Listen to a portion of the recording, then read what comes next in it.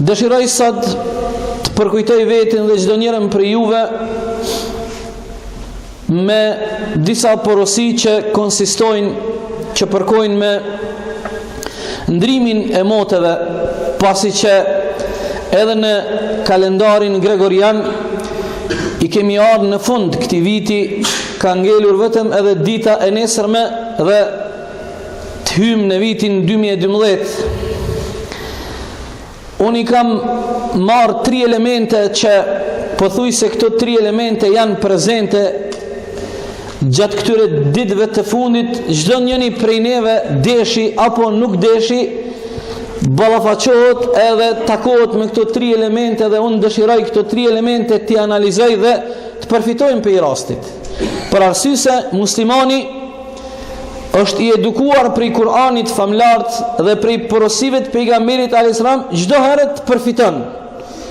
Prej çdo rasti, pavarësisht cili është ai rast që ai gjendet për momentin, muslimani gjithmonë është i edukuar që të përfiton prej atij rasti dhe t'i ndron karakterin atij rasti, nëse ajo ka ndonjë karakter të caktuar që vjen ndesh me ato parimet dhe mësimet e Kur'anit famlar dhe mësimet e pejgamberit alayhis salam. Nuk ka dyshim o vëllezër, para se me i përmend këto 3 elemente, dëshiroj ta bëj një vërejtje që më thot mendja është shumë e rëndësishme për çdo njërin prej neve.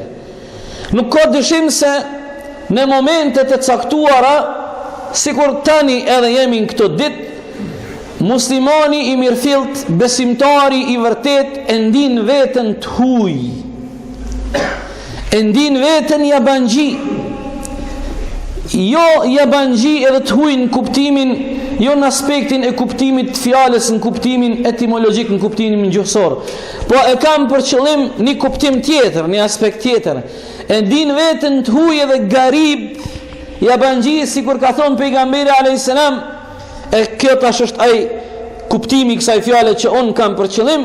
Ka thonë pejgamberi alayhis salam, bada al-islamu ghariban wa sayaudu ghariban kama bada fatuba lil ghuraba. Ka thonë pejgamberi alayhis salam, kjo fe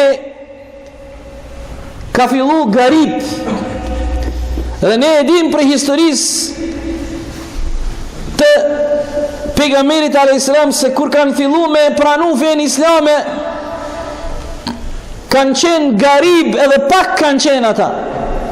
Kur ardhë Hazreti Omeri radiallahu anhu me thonë shahadetin në prezencën e Muhammedit alayhis salam, i ka thonë pejgamberit alayhis salam, ja Rasulallah, i sati jo mune, sa musliman jo në para meje. Pejgamberi alayhis salam i ka thonë, ti e i 40. Ju e dini prej biografisë Rasulit alayhis salam se ato 3 vitet e para të zbritjes së Kur'anit dhe pejgamberisë së Muhammedit alayhis salam kanë qenë vite që Islami është përhap në mënyrë të fshehtë dhe kanë qenë shumë të kujdesshëm muslimanët. I kanë pas konaket e caktuar ku janë mbledh, sikur ka qenë konaku dhe shtëpia e Erkamit, Erkam ibn Erkam. Një prej atyre konakeve që është taku pejgamberi me muslimanët ka qenë konaku i Erkamit, njëri prej shokëve të pejgamberit alayhis salam. Dhe kur kanë filluar muslimanët me hi në dinin e Allahut, kanë qenë garib edhe pak. Ka qenë garib se në familjen e tij, të prindrit e tij, nuk e ka gjetë për krahje dhe mbështetje. Sikur ndodh rasti me atë shokin e pejgamberit alayhis salam që prindrit e tij, ose rasti me Saadin, ose rasti me Mus'ab ibn Umairin, që nana e tij i ka thonë, masi ti e pas ke pranu fenë e Muhamedit, unë do të bëj grevurie, edhe ka dalë në rrugë, si me thonë, në sheshin kryesor, ka protestu duke u largu prej ushqimit dhe pijeve derisa nuk kthehesh në fenë të parëve të tu. Në më thoni unë konë garib. Pejgamberi alayhis salam thotë, vinë momente të caktuara në historinë e muslimanëve ku prezenca e muslimanëve karakterizohet me gurbetlëk, me jabanxhillëk. Ndoshta në momentet e caktuara edhe ne e ndim veten garib edhe të huj. Ndoshta në familjen tonë edhe në vatrën tonë ti je i huj. Je i huj për arsye se ata antarët e familjes që ti ndon atë vatër me ta nuk të kuptojnë. Ti je në një botë, ata janë në një botë tjetër. Në rrethin ku punon, në mesin e aty në kolegëve të tu, je i huj, je i pakapshëm, nuk të kuptojnë. Ti i ke frekuencat diku tjetër, ata i kanë frekuencat diku tjetër. E kështu tash mere këtë shembull në lagjen ku jeton, në qytetin ku jeton, në vatanin, e kështu me radhë. Mirë po, pejgamberi a.s. po thot, këta njerëz që i mbesin besnik rrugës së drejtë, mësimeve të Kuranit dhe të pejgamberit a.s. dhe statusin në shoqëri e kanë të huj, jabanxhi. Nuk i pranon rrethi. Pejgamberi a.s. këtyne ja u jep një myshdë dhe u thot, fatuba lil ghuraba, të lumt ata që duke ju përmbajtur dhe duke qenë të përkushtuar në fenë e Allahut janë të huj. Lumt për këta njerëz. Ka një hadith tjetër, ka thonë pejgamberi a.s. këtyne njerëzve Allahu u ka premtuar disa pemë në xhennet që e kanë emrin pemt e Tubës. Një pemë në xhennet e ka emrin pema e Tubës, Tuba, e që hija e saj dhe të mirat e asaj peme janë shumë specifike dhe të veçanta në bukurit dhe kënaqësit e xhennetit. Kretë këtë hyrje e bona me qëllim që ne ndoshta po ndihemi të huj dhe jabanxhi, nuk po na kuptojnë të tjerët. Kretë bota po thuj si janë quë dhe po dojnë me bo zjafete, dojnë me mjën pregadite, kanë hargjue, kanë ble, dojnë me shkue, kanë rezervue, ku e di one? Ti prej të në këshyrësh me një farë syrit që ditë që më ka e ka ba me rekornon ti. A nuk ka kjo asë një përshtypje për ty, a nuk len kjo ndë një përshtypje a kiti, a din më gëzutja, a kiti ndjenja, a donë ti me jetu i izolume dhe i vequme prej botës.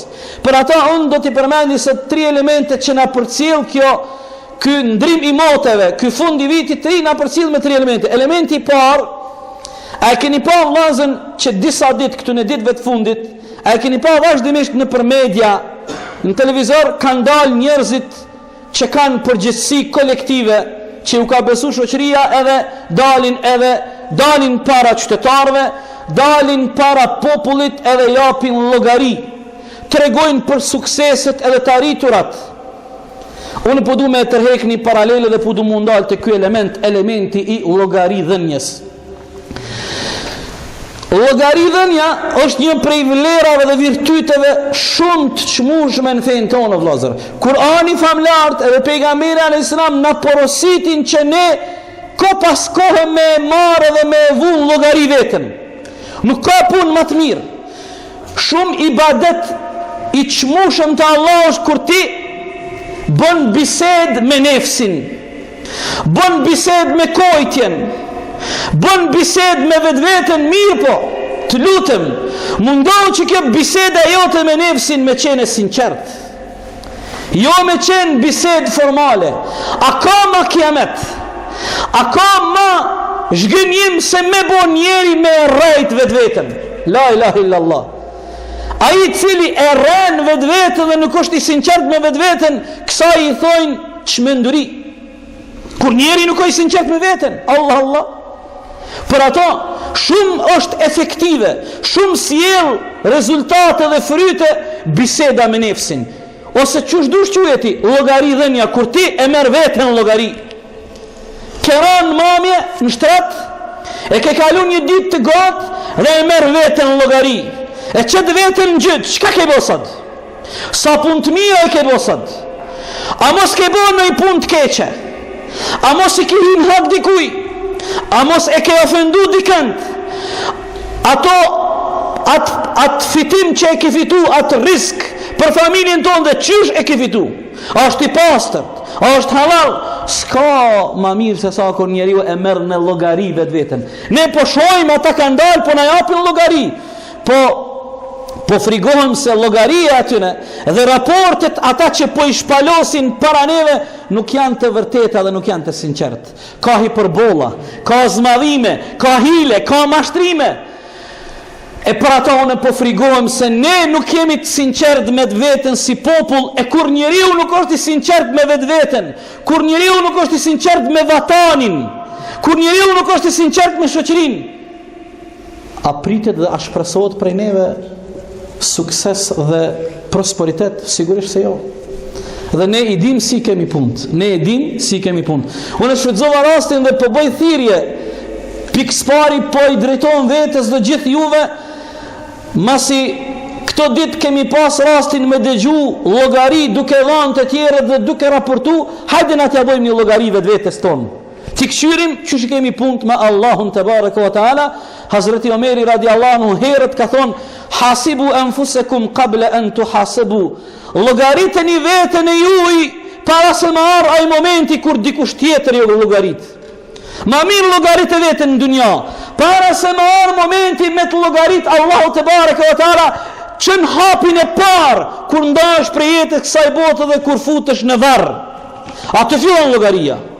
Fillon llogaria, sikur e dini, me ata dy melesht, munkeri dhe nekiri, që rinë te koka e njeriut dhe fillojnë procesin e llogarisë me ato 3 pyetjet e rëndësishme: kush është Zoti yt, kush është pejgamberi yt, cila është feja jote. Këtu fillon momenti i parë i llogarisë. Për ato Omeri po thot: fillojeni me llogarit veten para se më arë një moment tjetër kur dikush tjetër juve ju llogarit. Ma mirë llogarit e veten. Ki mundësi me bo përmisime, ki bo gabime, ki mundësi me indreq gabimet, nuk ka problem. Elementi i dytë: këto ditë shohim njerëzit në mënyrë të pa arsyeshme bojnë shpenzimet mëdha. Edhe në aspektin e shpenzimeve, feja jonë dhe Islami jonë na mëson se si duhet të shpenzojmë. Thot pejgamberi alayhis salam: nuk do të mundet robi me e bo një hap para prej varit të ti derisa nuk përgjigjet për 4 pyetje. Kjo është një pjesë tjetër, është një fragment tjetër i procesit llogarisë, jo ai pari që e përmenda në natën e varrit, ato 3 pyetjet. Kjo është tash një fragment tjetër në peripetit, në atë zinxhirin e peripetive të ditës së Kiametit, e cila është ditë e gjatë që Kurani famlart na fakton do të zgjat 50.000 vite. Thot pejgamberi alayhis salam: asnjëri prej juve nuk mundet me hapru një hap para prej varit të tij derisa nuk jep gjevap për 4 sende. Njëra prej atyre 4 pyetjeve është: pasunin, si e ke fitu edhe ku e ke harxhu? Çu e ke fitu pasunin? Edhe ku e ke harxhu? Pse i ke parat e tua, nuk ke drejt me boti çka dush edhe me ble çka dush, e me i shpenzu si të dush. Për ato vëllezër, këto shpenzime sot që po i shohim ne, në të shumtën e rasteve janë të paarsyeshme. Festimi i fundit të vitit ka marrë komplet karakter komercial. Është bo biznes, se njerëzit e biznesit kanë dëshirë të bëjnë qarkullim, dhe njerëzit e tillë e kanë aktivizu propagandën dhe mekanizmin e tyre të marketingit, dhe si duket kogja shumë kanë arrit sukses. Po sa janë të arsyeshme këto shpenzime për ne? 800 ton, këto janë statistikat e doganës të Kosovës. 800 tona mjete piroteknike kanë hinë në mënyrë legjitime të doganume, që kanë pagu taks, petarde, zjarf, qa i thojnë në, ku e diu në qasisende, që ka jonë ato të ndryshme, mjete piroteknike. 800 tona, la ilaha illallah. Pse nuk bën me bo shpenzime dhe pse është haram? Për 3-4 arsye që po i përmendi shpejt dhe thjesht. E para, Allahu te bareke ve taala na porosit në Kur'an dhe thot: mos shkoni me dur të juaja në shkatrim. Inshallah nuk ka me pas asnjë problem, asnjë të plagosur, Zoti na ruaj ndonjë viktim. Po ne frigojmë se dillen ne, me njerë dillen ditën e nesërme, në lajme kemi me i pa kronikat prej QKUK-s apo prej spitaleve të ndryshme, se si njerëzit janë lëndu dhe janë plagos duke festu e duke u i përdorur këto mjete piroteknike. Allah o thot: mos shkoni me dur të juaja në shkatrim. Po nëse dikush vdek prej kësaj, po ne kemi pas rast në qytetin ton para 4-5 viteve parafërsisht, kur një fëmijë ka vdek prej plumave qarë në qytetin e Pes. Kanë vdek prej plumave qarë. Kjo është arsyeja e parë pse s'bën. Arsyeja e dytë, ti parën Allahu ka me të pyet si e ke fitu pasurinë dhe ku e ka harxhu. Ata mërmendja se justifikohet dhe është e lejuar ti me i ble dhe me harxhu para në këto gjana? Sigurisht se jo. E treta, pse ti kime e bo një pun t'il që sigurisht se s'ka me pas kur kush hajr, as nuk kime pa hajr në kuptimin fetar, as në kuptimin e vatanit. Dhe unë kisha pas dëshirë që këto shpenzime t'jenë sa më të vogla, po don një njeri, vallahi vëllezër, më ka treguar një tregtar i qytetit Pes, e kam mik të mirë, tha e kam një kojshi për ballë, i një të dytë. Tha hoxh, po të tregoj, tha po vjen kesh, po të tregoj në çfarë niveli kemi ra. Tha natën e vitit 3, unë dal në balkon, ato e kam në balkon, edhe fillojmë, ja nisim garën. Une i qeli njëra ato të mijat, a i pret qapo qeli, une i qela ato të vetat, edhe tha që shtu, une i thash, po sa i hargjani, bënoj sinqert, tha vallahi hoqë, nuk po të rej, as nuk po shtoj, as nuk po mungoj, derin 3.000 euro. La ilaha illa Allah. Derin 3.000 euro, se janë tregtar të mëdhej, i kanë kushtet e mira. Ne me 3.000 euro mundemi 50% mi andres një njerit gati në shtëpi. Me 5-6.000 euro ja qesim piken një shtëpis një fukaras që i ka 5 antar 70 metra katror, ja qesim piken. Me 3.000 euro 10 familjeve ju qojmë ka 10 metra dru. Me 3.000 euro 10 familje ose 20 familje kemi mi uqu ushqimin, millin e krejt ato ku e dione. Më konë që krejt kë investim dhe këto pare që derdhen këshe hajrë vatani, edhe fitojmë së vape, krejto në regull, okej, hajde ketë po hargjojme, ketë po tranohemi, ketë po gëzohemi, po kush po shë hajrë këto, kush nuk po shë hajrë. Dhe elementi i tretë dhe i fundit është elementi i fund vitit. Ky element neve na përkujton fundin e jetës, cili është perceptimi dhe qasja e besimtarit për ndrimin e motëve. Është shumë thjesht. Motët po ndrohen, vitet po kalojnë, ty po të hargjohet ymri, po të hargjohet risku, po të hargjohet jeta, ti po vazhdon mu afru në takimin tënë me Allahu dhul xhelal. Që kjo është? Çka ke boti? Ti po shkon drejt afrimit edhe takimit me Allahun. A ke punë të mira, të mjaftueshme, që kanë me ta zbardh fytyrën, që keme dal krenar për Allahut, që keme arrit me mirësit e Allahut me ju afru gjenneteve. Sa punë të mira i ke bo, në kuptimin shpirtëror, në kuptimin fizik, në kuptimin e familjes. Ky vit që ke lënë prapa, a ke qenë i mirë dhe i mbarë dhe i vyshëm edhe i ndërgjegjshëm për familjen tënde, për rrethin, për vatanin? Çështë do të me kuptu ndrimin e moteve, me kuptu si një sfid, me kuptu si një proces, një ligj kosmologjik i Allahut që koha nuk ndalet, koha lëviz, gjithmonë ty të sfidon edhe ti je në lëvizje. Elus Allahu dhul xhelal që viti i cili po dojmë me hynë ta tjetë një vit i mirë dhe një vit i mbarë për ne në të gjitha aspektet, tjetë i bereqetshëm për ne dhe për mbarë familjet tona, për mbarë popullin ton dhe mbarë muslimanet e botës ku do qofshin ata. Aqulu qawli hadha astaghfirullah li wa lakum wa li sa'iril mu'minin.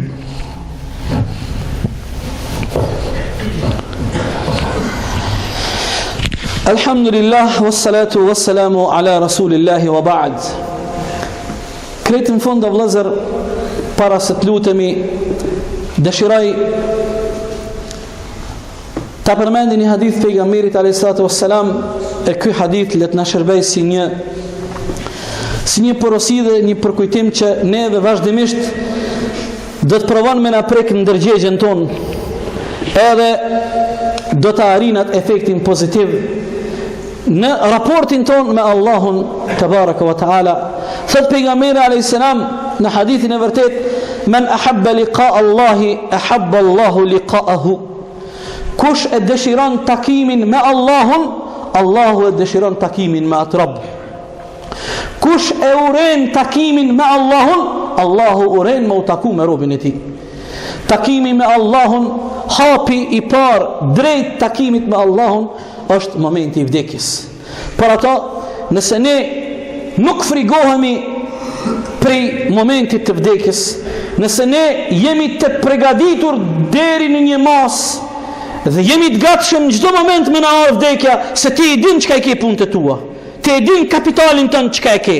Sikur një tregtar i cili e ka biznesin e tij dhe i përmbahet rregullave, është principial, ai nuk tutet asnjëherë nëse hin kontrolla dhe inspektorat. Nuk tutet asnjëherë se ai e ka biznesin e pastër. Ai është në gjendje në çdo moment me u ballafaqu me inspektora. Se çdo gjë ka rregull. Edhe ato nuk e befason, ai kanë me paralajmërim apo pa paralajmërim. Edhe kanë inspektorat ku shit ai stutës. Që s'ka çka me mshefaj. Nuk ka dollavere, ai nuk ka sende, xeza nuk e ka fletorin e zezë dhe të bardhë. E mora këtë shembull, e njëjta kuptoje. Ti ai i gatshëm me vdek, ndoshta unë e kam vdekën tash, ndoshta ti nesër. Ai i gatshëm me vdek, a ki kapital të mjaftueshëm? A mendon se kime dal para Allahut faqe bardhë? A mendon se punët e tua që i ke kanë me të afru afër xhennetit? Unë dhe çdo njëri për juve duhet me mendu dhe me u preokupu rreth kësaj çështjeje.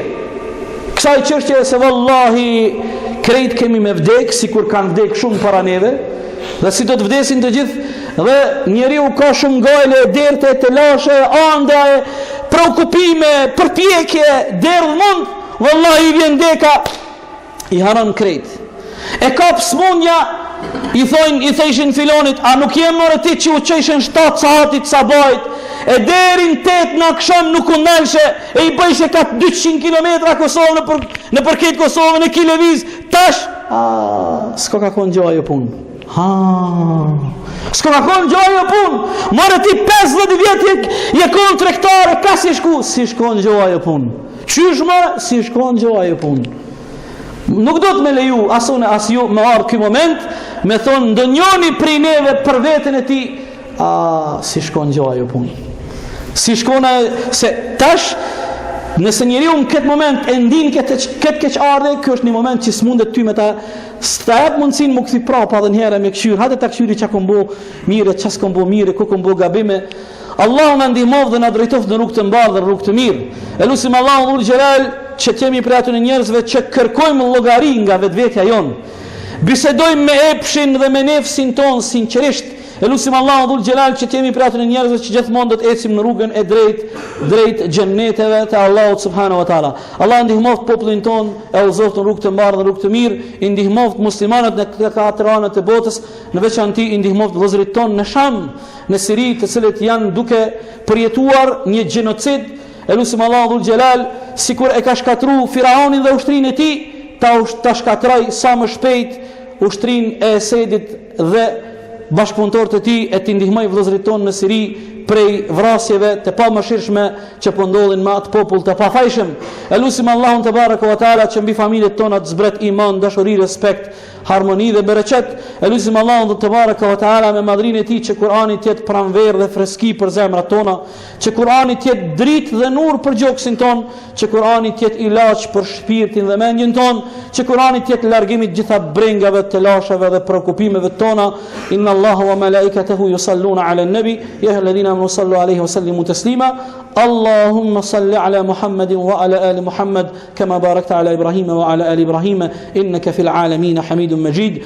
إن الله يأمر بالعدل والإحسان وإيتاء ذي القربى